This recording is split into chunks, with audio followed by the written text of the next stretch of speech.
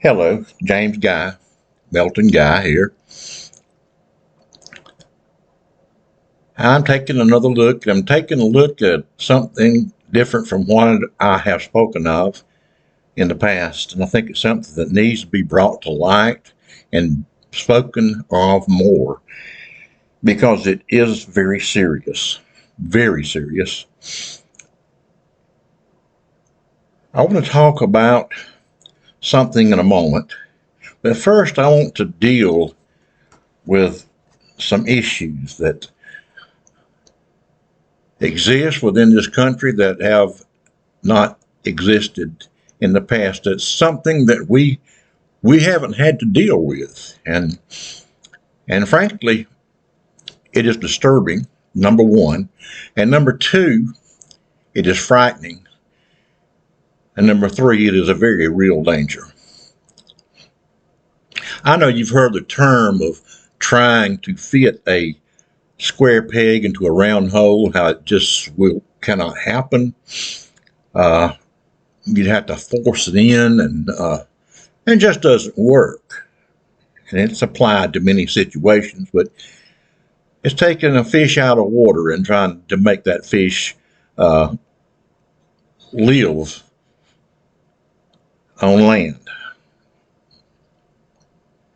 as we do. Or taking us and putting us without anything in water. It just doesn't work.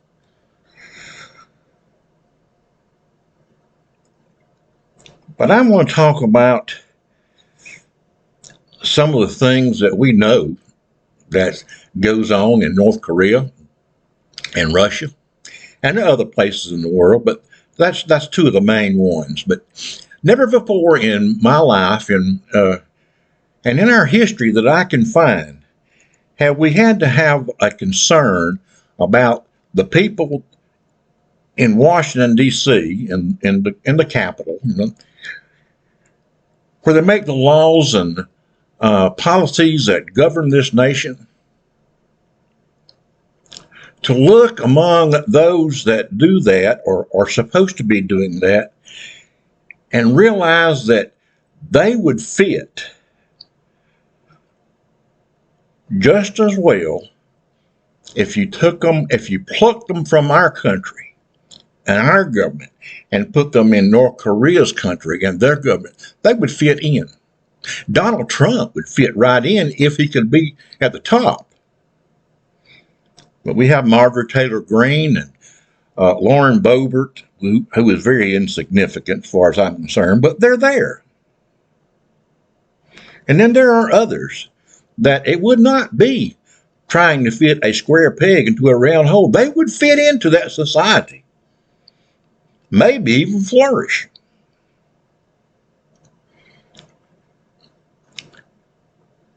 And maybe you don't see that as a concern. Well, then maybe you should. You know, as I said, that is where our policies are made. That is where laws are formed. That's where this nation gets its roadmap into the future. And we have people that could work just as well in North Korea with Kim Jong Un and Vladimir Putin and those of the sort. And it scares me. And I think it should scare you. It is frightening. But I don't want to mention any names any further. I want to put something out there that makes you think. I hope it will make you think. I hope if you are one that of the few right now that are watching my podcast, that you will share it with somebody. Try to get it to somebody and let us start thinking in terms of what I'm about to say. And that is this. If you took a small firecracker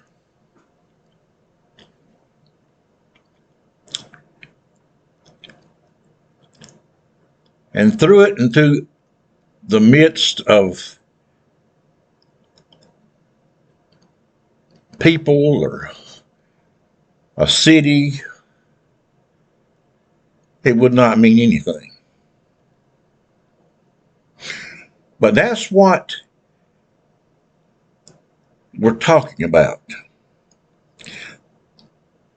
We're talking about in today's nuclear arsenal,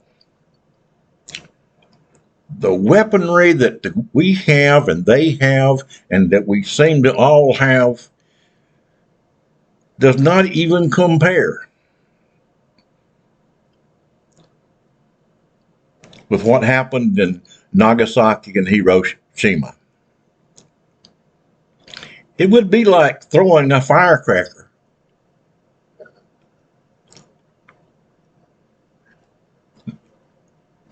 now in amongst what we have to destroy nations and peoples and lives. Not a great significant thing thinking about the firecracker, although nearly 120,000 people died almost immediately when the United States dropped those two bombs on those two cities in Japan. It was devastating. It was something that this world had never heard of before. But now it would be like weighing a flea against 10 full-grown elephants. And we don't even know the extent of what the capabilities are. What would be destroyed? How much would be destroyed? What would be left, if anything? And it seems like it's a time when we need to make sure that we are in control of our military, and that is by knowing what kind of president that we have, commander-in-chief, knowing what kind of Congress we have, understanding that anyone can make a mistake. We've seen the tempers flare.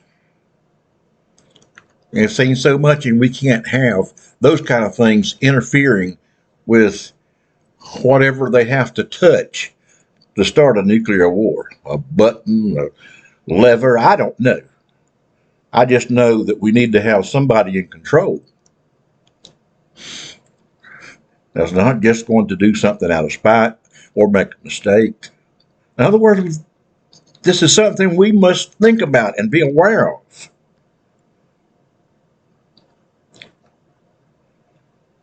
Now, I want you to look around, not just today, but in the past 10 years. Remember what people said. As I said, I'm not mentioning any names. Remember what people have said, the words that have come up like dictator, like that's what I want my people to be. Speaking of a dictator in some country who is dictator because everybody does, his people does what he wants them to do. And someone here says, that's what I want my people to do. You see, you have to not only listen to what they say and read between the lines, you have to try to understand what are the ramifications of that thought, of that idea, that philosophy. And looking around at the ones that are saying these kinds of things and knowing what they're capable of, and remembering things like January the 6th, and remembering the idea of immunity for a president to do anything he wants to do. And this kind of philosophy and this kind of action and this kind of disregard for this country, and that's what it is when people do that. So I want you to look around. I want you to really think, because it's time to think about this. Nuclear war is hopefully something that could happen and not will happen. But to ensure that, we've got to have the right captain at the helm. We've got to have the right subordinates under that captain in our Congresses, in our state governments, right on down. I guess the question is, are you afraid of a nuclear war? Does it bother you that what we have out there and what they have out there is something that could destroy this world, that could end life as we know it? Are we going to be that haphazard in choosing our commander-in-chief, our congresswomen and men, senators, governors, and right on down to county governments and city governments? We need to have people in place who understand the danger in taking lightly the arsenal that we have in our military and the arsenal they have in their military, and the kind of voices that we're hearing coming out of Washington and other places.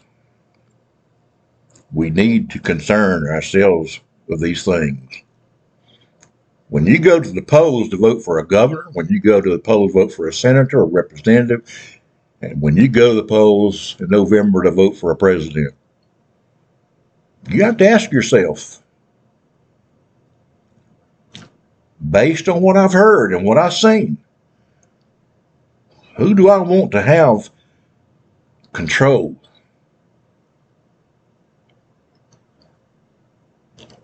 of our arsenal in our military? Who do I want to have the say-so about whether we will have a nuclear war or not? I hope you find that important, because I believe it is very important. I'm not here to scare anyone, because we can do something about it. But we have to think. We have to stop being blinded by somebody that we thought was a god, turns out is not. And realize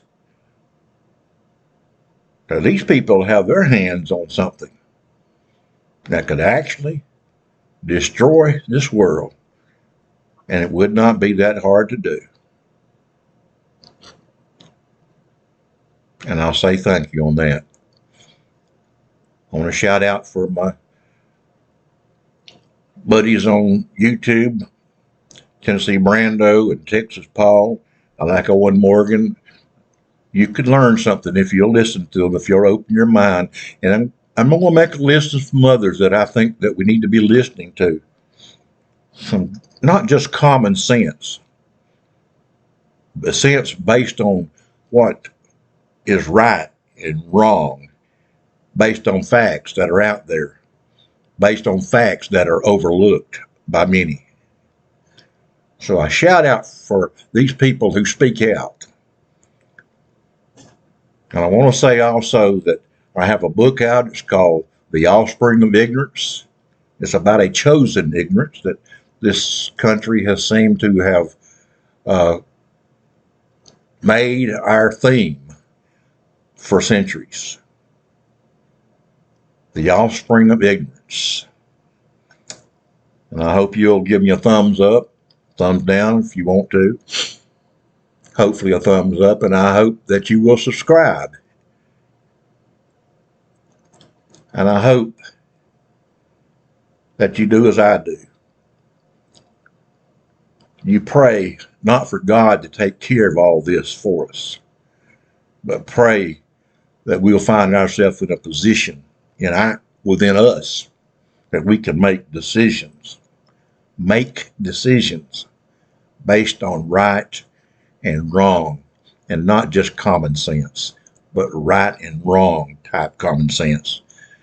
I urge you, I beg you, I plead with you. Listen to these people that I've mentioned and pay attention to what people are saying as we approach this election in November. And I thank you and God bless you.